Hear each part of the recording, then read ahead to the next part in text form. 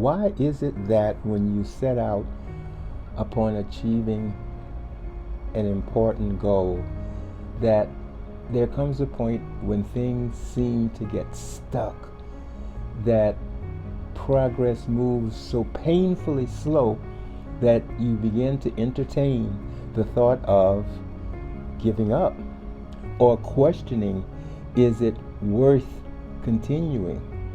Well, let me tell you that this stage is inevitable in the progress toward any great goal. You know, it was a bit ago, a few years ago, that I first read the classic book Think and Grow Rich, which was published in 1937. We're talking about 88 years ago, and it's still in existence today and considered a classic. And there was something that I read in the chapter on persistence, because that's what we're talking about right now. We're talking about what makes people persist and why persistence is the challenge of anyone who is pursuing a great goal. On the chapter of persistence, I read this, and it's on my computer here. I'm going to read it. This is from the book Think and Grow Rich by Napoleon Hill. It says, on the chapter of persistence, those who have cultivated the habit of persistence seem to enjoy insurance against failure. No matter how many times they are defeated, they finally arrive up toward the top of the ladder. Now here comes the part that really intrigues me. It says, sometimes it appears that there is a hidden guide whose duty is to test men through all sorts of discouraging experiences. Those who pick themselves up after defeat and keep on trying arrive, and the world cries, "Bravo! I knew you could do it." The hidden guide lets no one enjoy great achievement without passing the persistence test. Those who can't take it simply do not make the grade.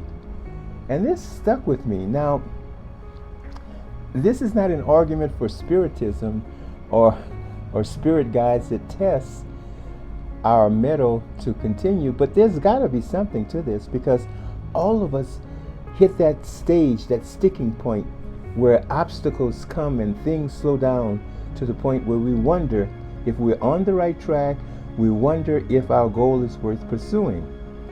I am saying to you that this is the economy of success. Let me see if I can explain this. Only 5% of the population reach the pinnacle and the top of success.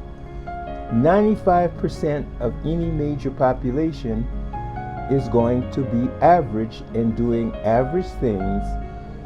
The 95% is the group that is not willing to do what the 5% of the successful people are consistently able to do. And what is it that makes that 5% in the 5%? They are willing to persist in spite of the persistence tests of discouraging events that come one after the other after the other.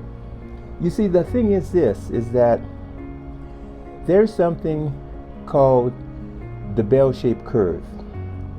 Now, this is going to be a little uncomfortable for some of you to hear, but in any major population of people, let's say of 1,000 and up, the larger the population, the more accurate the bell-shaped curve is. Well, the bell-shaped curve says that if you take any large population of people, I'm thinking in, say, the thousands, and all of these people set out to achieve a particular goal, such as losing weight, creating a business, getting an advanced degree, anything that is of great worth. You take this population of, say, 1,000 people, 2,000 people, 3,000 people, and let them all set about achieving a particular goal. After a while, their performance conforms to what we consider a bell-shaped curve. What I mean is that the majority of the people fall in the middle, where you call this average performance. Their performance is such that they don't persist beyond what most people do. On the far left side of this bell-shaped curve, you find that percentage of the population who are quitters. They quit when they barely begin. And then on the right extreme, there's that small percentage of people who are super successful and who persist in spite of any obstacle that comes their way. This has always been like this since the beginning of time. Don't get upset with me because the population conforms to the bell-shaped curve. That means that the majority of people will always be average, and it's always the minority of people who are super successful. You doubt what I say? On January the 1st of any year, the gyms are filled with people who say that they want to gain weight and muscle or lose weight and become trim and fit, and then check back with that same enrollment list of people, say in March or April, and you will find that that percentage has reduced, that the gyms are not as full as they were when the new year hit.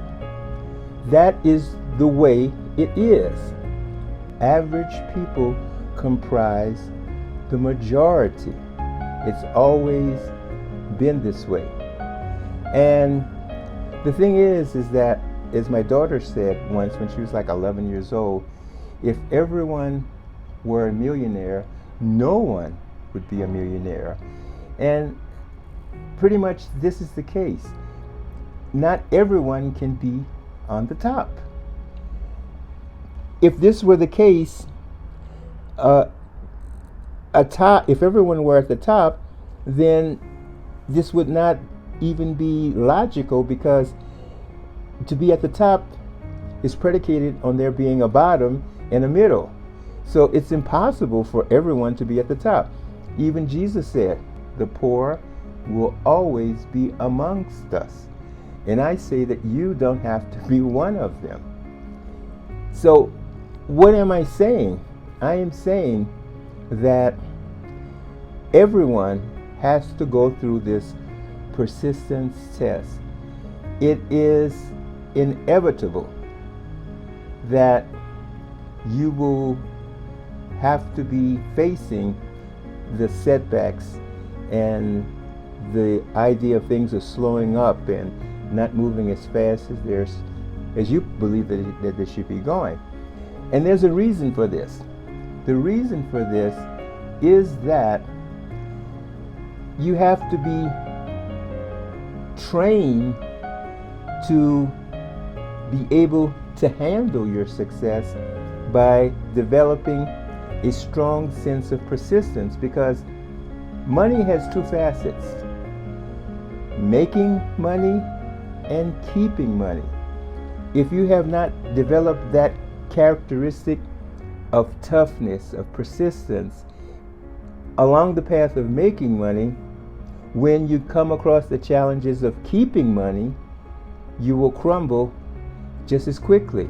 And there will be challenges in you keeping it once you make it, in paying taxes, in ups and downs of the business once it has achieved success. Wives who take your money during divorce, the the building where you have your business burning, or whatever that may happen and may be unexpected, that would force you to have to start all over again.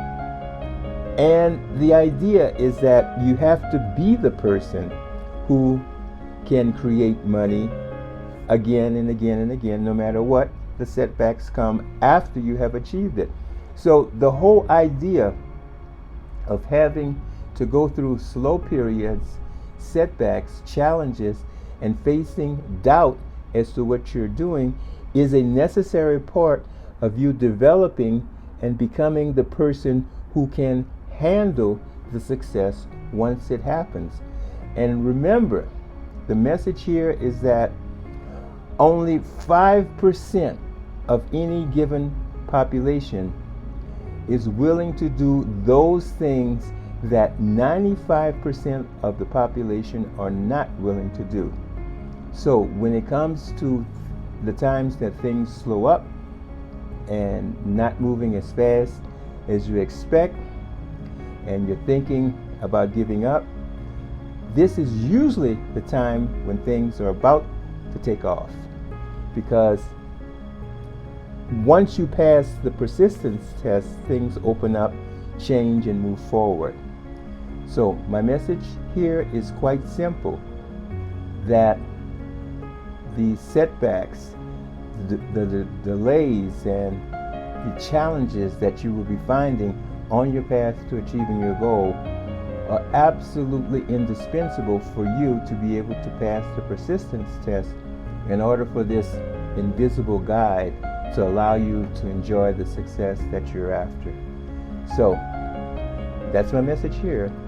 Take the setbacks, the roadblocks, and the challenges as that phase of your progress just before things are about to change. All right, that's my message for today.